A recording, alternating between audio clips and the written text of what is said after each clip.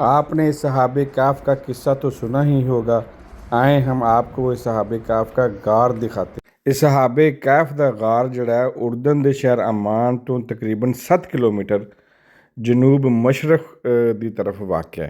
यह जगह जी है अर रकीम के नाँ तो मशहूर है और इस जगह पर वो कदीम गार मौजूद है जिदे सहाबे कैफ ने तकरीबन 309 साल जड़ा है वो आराम फरमाया सी।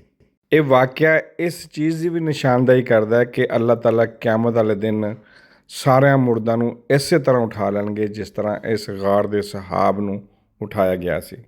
ਇਸ ਸਹਾਬੇ ਕਾਫ ਦਾ ਵਾਕਿਆ ਸੂਰਤ ਕਾਫ ਦੇ ਵਿੱਚ ਬੜੀ ਤਫਸੀਲ ਦੇ ਨਾਲ ਬਿਆਨ ਕੀਤਾ ਗਿਆ ਹੈ। ਇਹ ਵਾਕਿਆ ਰੂਮੀ ਸਲਤਨਤ ਦੇ ਦੌਰ 'ਚ ਈਸਾਈਆਂ 'ਤੇ ਜ਼ੁਲਮ ਕਰਨ ਦੇ ਤੇ ਪੇਸ਼ ਆਇਆ ਸੀ ਕਿ ਇੱਕ ਕਾਫਰ ਬਾਦਸ਼ਾਹ ਸੀ ਜਿਹਦਾ ਨਾਂ ਸੀ ਦੇਕਿਆਨੂਸ।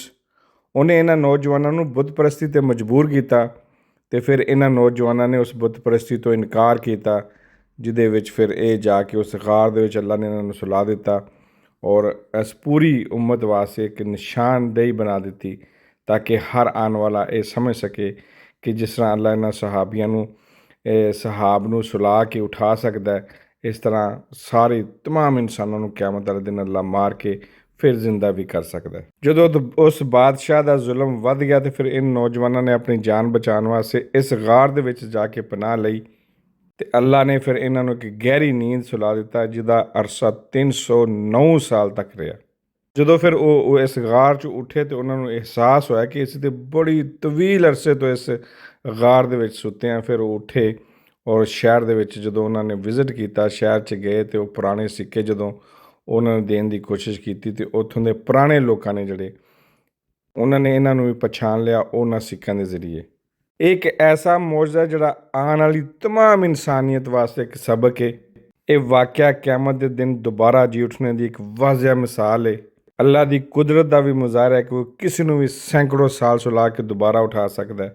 ਸਹਾਬੇ ਕਾਫ ਦੀ ਤਦਾਦ ਦੇ ਵਿੱਚ ਕੁਰਾਨ ਨੇ ਵਾਜ਼ਿਆ ਅਦਦ ਤਾਂ ਨਹੀਂ ਦੱਸਿਆ ਲੇਕਿਨ 3, 5 ਜਾਂ 7 ਜਿਹੜਾ ਅਤੇ ਨਾਲ ਉਹਨਾਂ ਦਾ ਇੱਕ ਕੁੱਤਾ ਜਿਹਦੇ ਵਿੱਚ ਕੁਰਾਨ 'ਚ ਕਲਬਹਮ ਇਸ ਤਰ੍ਹਾਂ ਦੇ ਇੱਕ ਗਾਰ ਤੁਰਕੀ ਦੇ ਸ਼ਹਿਰ ਅਫਸੋਸ ਦੇ ਵਿੱਚ ਵੀ ਇਹ ਕਲੇਮ ਕੀਤਾ ਜਾਂਦਾ ਹੈ ਔਰ ਤੀਸਰਾ ਸ਼ਹਿਰ ਮੁਲਕ ਸ਼ਾਮ ਜਿਹੜਾ ਉਹਦੇ ਇੱਕ ਸ਼ਹਿਰ ਦੇ ਵਿੱਚ ਵੀ ਦੱਸਿਆ ਜਾਂਦਾ ਕਿ ਇੱਕ ਗਾਰ ਮੌਜੂਦ ਹੈ ਲੇਕਿਨ ਜ਼ਿਆਦਾਤਰ ਰਵਾਇਤ ਜਿਹੜੀਆਂ ਨੇ ਉਹ ਇਸ ਉਰਦਨ ਦੀ ਇਸ ਗਾਰ ਦੇ ਵਿੱਚ ਜਿਹੜਾ ਅਸੀਂ ਤੁਹਾਨੂੰ ਦਿਖਾ ਰਹੇ ਹਾਂ ਇਹਦੀਆਂ ਜ਼ਿਆਦਾ ਵਾਜ਼ਿਹ ਤੌਰ 'ਤੇ ਮਿਲਦੀਆਂ ਨੇ।